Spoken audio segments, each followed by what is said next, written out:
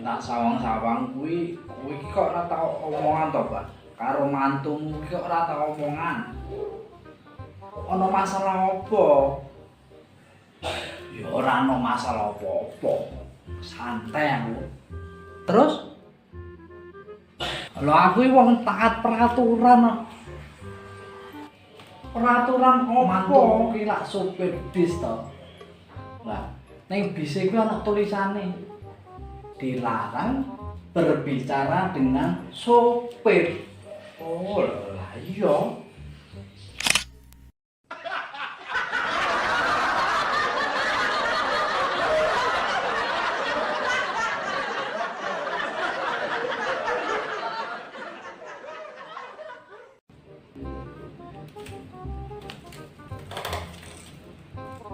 Jare padu karo bojomu.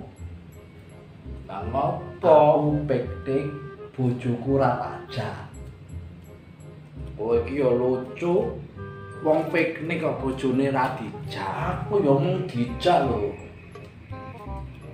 Dijak sapa? Dijak bojone Paijo.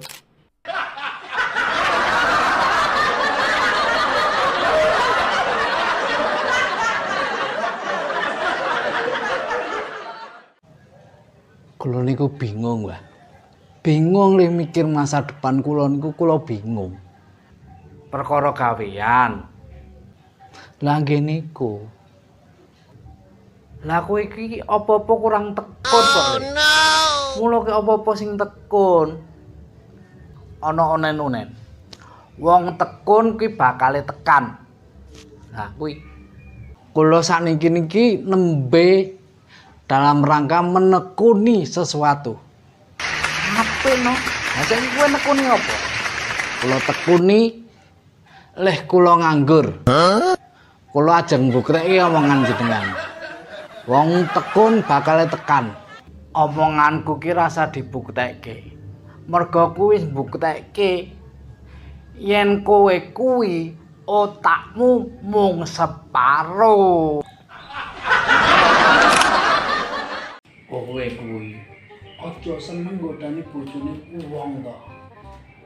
Ora apik, ora pareng. Aku ki wis ora godani bojone wong, ora tau. Ning bojone wong kuwi lho sing godani aku. Piye to? Ngono kuwi piye? Lah, nek kuwi beda. Nek kowe sing digodani, ya wis. Sikatno, sikat bae. Lah pinten? Piye?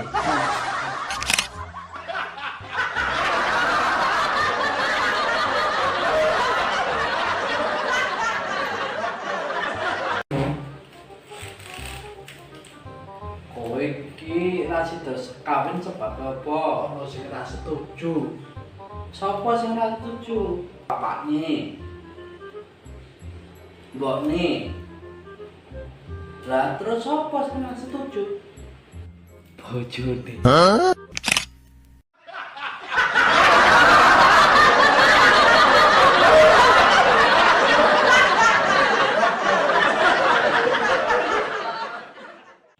Aku arep takon, Mbah. Nek takon apa? Ngene lho. Piye carane ben aku ki ora doya-doya utang, Mbah? Aku iki gampang. Ben kowe ora doya-doya utang. Utange ndang sauran. Nyaur piye? Wong ora nek dhuwit tok. Kon nyaur go nyaur apa?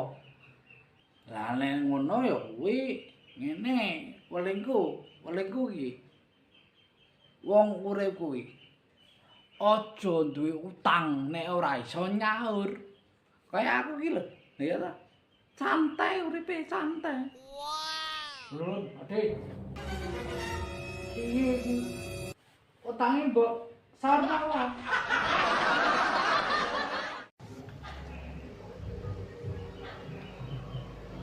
Mbah. Piye? Ana apa? Kowe iso nerangke udan. Oh, kuwi ngene lho, Le. Udan kuwi awale saka banyu laut. Banyu laut kena sinar matahari kan menguap. Lah uap iki nglumpuk. Nglumpuk dadi awan. Awane yo nglumpuk terus dadi udan. Ngono. Kowe iki dukun apa guru?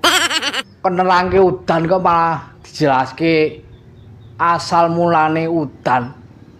Lho jare kenerangke udan, kowe tak terangke to. Oh, dukun gemblung. Rinyo tak tatapno cagak ndasmu kene.